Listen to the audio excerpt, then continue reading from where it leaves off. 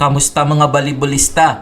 Tinalo ng NX-led Chameleons ang Capital One Solar Spikers 25-13, 25-23, 25-22. Best player of the game si Camille Victoria sa likod ng kanyang 17 points mula sa 14 attacks at 3 blocks.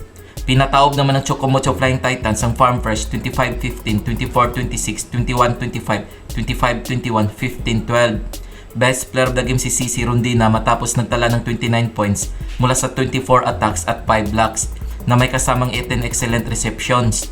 Kung bago ka pa lamang sa channel na to, mag-like na at subscribe. Heto ang game schedule ngayong April 25, 2024 na gaganapin sa Phil Sports Arena. Sa first game, maglalaban ang Galleries Tower High Risers at Cheritigo Crossovers alas 4 ng hapon. Sa main game, magtutos ang Creamline Coal Smashers at PLDT High Speed Hitters alas 6 ng gabi.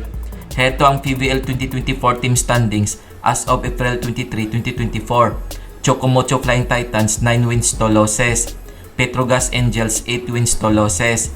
Creamline Coal Smashers 8 wins to losses. Cheritigo Crossovers 8 wins to losses. PLDT High Speed Hitters 7 wins 3 losses. Signal HD Spikers 6 wins 4 losses. Akari Chargers 4 wins 6 losses. NX-led Chameleons 4 wins 6 losses. Farm Fresh 3 wins 8 losses.